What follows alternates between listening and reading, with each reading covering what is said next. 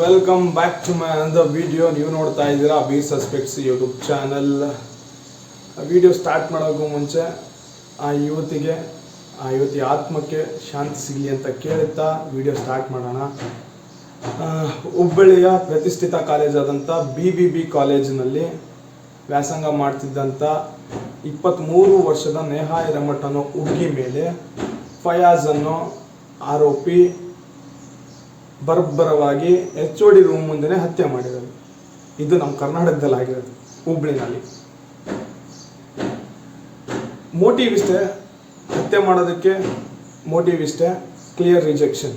ಆ ಹುಡುಗಿಗೆ ಪ್ರೀತಿ ಮಾಡು ಅಂತ ಹಿಂದೆ ಬಿದ್ದಿದ್ದ. ಆ ಹುಡುಗಿ ಕ್ಲಿಯರ್ ಆಗಿ ನೋ ಅಂತ ಹೇಳಿತ್ತು. ಆದರೆ ಇವನ ಮನಸ್ಥಿತಿ ಎಲ್ಲಿವರೆಗೂ ಹೋಗಿತ್ತು ಅಂತಂದರೆ ಮರ್ಡರ್ ಮಾಡೋವರೆಗೂ ಹೋಗಿತ್ತು. ಮರ್ಡರ್ ಮಾಡೇ ಬಿಟ್ಟ ರೀ.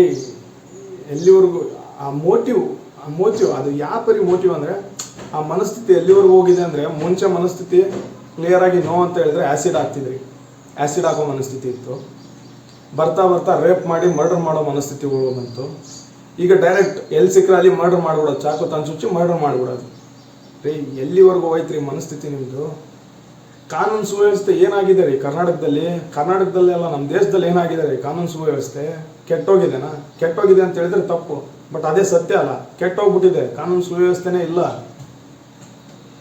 ಎಲ್ಲಿವರೆಗೂ ಬಂತ್ರಿ ನಮ್ಮ ರಾಜ್ಯದಲ್ಲಿ? ಜಸ್ಟಿಸ್ ಫಾರ್ ಪಾಲೆಸ್ತೀನ್ ಅಂತ ಆಗ್ತಿರಲ್ರಿ, ಎಲ್ಲಿದ್ದೀರಿ ಇವಾಗ?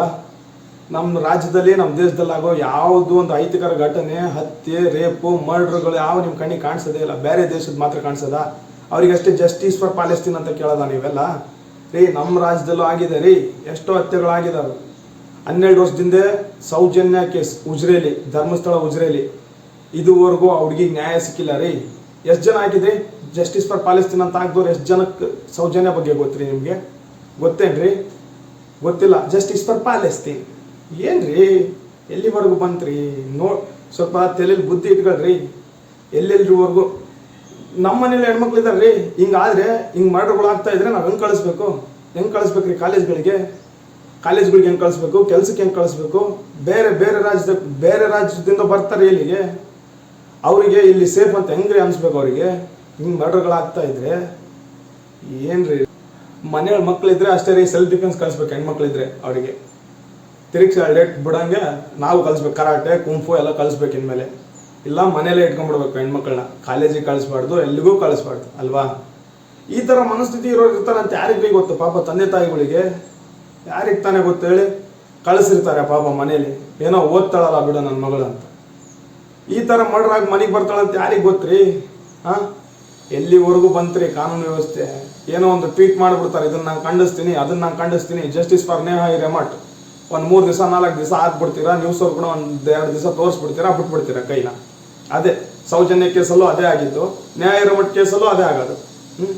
ಇಷ್ಟೇ ಅಲ್ವೇನ್ರಿ ಮಾಡೋಕ್ಕಾಗದು ನಿಮ್ಮ ಕೈಲೇ? ಅದು ಬಿಟ್ಟು ಬೇರೆ ಏನಾದರೂ ಮಾಡೋಕ್ಕಾಗತ್ತಾ? ಕೊಡ್ರಿ, ಎನ್ಕೌಂಟ್ರಿಗೆ ಆರ್ಡರ್ ಕೊಡ್ರಿ. ಆಗಲ್ಲ, ನಿಮ್ಮ ಕೈಲಿ ಆಗೋದೇ ಇಲ್ರಿ. ಒಬ್ಬೊಬ್ಬ ಅಂದರೆ 6 ತಿಂಗಳು ಕಸ್ಟಡಿಗೆ ತಗೊಂತೀರಾ. ಕಸ್ಟಡಿಗೆ ತಗೊಂಡ್ಬಿಟ್ಟು ಏನು ಮಾಡ್ತೀರಾ? ಕಸ್ಟಡಿಗೆ ತಗೊಂಡು 1 ವರ್ಷನೋ ಅಲ್ಲೇ ಬಿಟ್ಟು ಊಟ ಆಗ್ಬಿಟ್ಟು ಅಲ್ಲೇ ಇಟ್ಕೊಂಡು ಹೊರಗೆ ನಡಿ ಅಪ್ಪ ಸಾಕು ನೀನು ಇಲ್ಲಿದ್ದಿದ್ದ ಅಂತ ಕಳಿಸ್ಬಿಡೋದು. ಇದು ಬಿಟ್ಟು ಇನ್ನೇನ್ರಿ ಮಾಡಕ್ಕೆ ಬರುತ್ತೆ ನಿಮಗೆ ರೀ? ಎಲ್ಲಿವರೆಗೂ ಐತ್ರಿ? ಸಚಿವ ಮಾತಾಡ್ತಾನೋ ಆಕಸ್ಮಿಕವಾಗಿ ಆಗಿರೋದಂತೆ ರೀ. ಆಕಸ್ಮಿಕವಾಗಿ ಆಗಿರೋದೇನ್ರಿ? ಏನು ಹೇಳ್ಬೇಕ್ರಿ ನಿಮಗೆ ಸಚಿವರು? ಈ ಕಾಂಗ್ರೆಸ್ ಸರ್ಕಾರ ಇದ್ದಾಗಷ್ಟೇ ಅಂತ ಹೇಳ್ತಲ್ಲ, BJP ಸರ್ಕಾರ ಇದ್ದಾಗ ಆಗಿದಾವೆ ಇಂಥವು ಆದಾಗ ನೀವು ಯಾರು ಕಣ್ಣೆ ಮಾಡಲ್ಲ. ರಾಜಕೀಯದವ್ರು ಬರ್ತೀರಾ, ಆ ಮನೆಗೆ ಹೋಗ್ಬಿಟ್ಟು ಸಂತಾಪ ಸೂಚಿಸ್ತೀರಾ, ಹೋಗ್ಬಿಟ್ಟು ಅವನಮ್ಮ ಮಾಡ್ತೀವಿ ಅಂತ ಹೇಳಿ ಬಂದ್ಬಿಡ್ತೀರ್ರಿ. ಏನ್ರಿ ಒಟ್ಟಿಗೆ ಅನ್ನ ತಿಂತೀರಾ? ಏನು ತಿಂತೀರ್ರಿ? ನಿಮ್ಮನೆ ಹೆಣ್ಮಕ್ಳಿಗಾದ್ರೂ ಸುಮ್ಮನೆ ಇರ್ತೀರೇನ್ರಿ? ಯಾರು ಸುಮ್ಮನೆ ಇರಲ್ಲ. 12 ವರ್ಷದಿಂದ ಅಲ್ಲಿ ಧರ್ಮಸ್ಥಳದಲ್ಲಿ ಉಜ್ರೇಲಿ SDM ಕಾಲೇಜಲ್ಲಿ ಓದ್ತಿದ್ದಂಥ ಆ ಹುಡುಗಿ ಮನೆಯವರು ಇವಾಗೂ ಪ್ರತಿಭಟನೆ ಮಾಡ್ತಾ ಇದ್ದಾರೆ. ಇನ್ನೂ ನ್ಯಾಯ ಸಿಗಲಿಲ್ಲ. ಇವಾಗ ನ್ಯಾಯ ಹಿರೇಮಠ ಅನ್ನೋ ಕೇಸು ಎಲ್ಲಿವರೆಗೂ ತಂದುಬಿಡ್ತೀರ್ರಿ ಇನ್ನು ನಮ್ಮ ಕಾನೂನ? ಹೋಗ್ಲಿ. ಜಸ್ಟಿಸ್ ಫಾರ್ ನೇಹಾ ಅಂತ ಹುಬ್ಳಿನಲ್ಲಿ ಸಾಕಷ್ಟು ಪ್ರತಿಭಟನೆ ಮಾಡ್ತಾ ಇದ್ದಾರೆ. ಆ ಪ್ರತಿಭಟನೆಗೆ ನ್ಯಾಯ ಸಿಗಲಿ ಅಂತ ಕೇಳ್ತಾ ಈ ವಿಡಿಯೋನ ಮುಗಿಸ್ತಾ ಇದ್ದೀನಿ. Justice for Neha.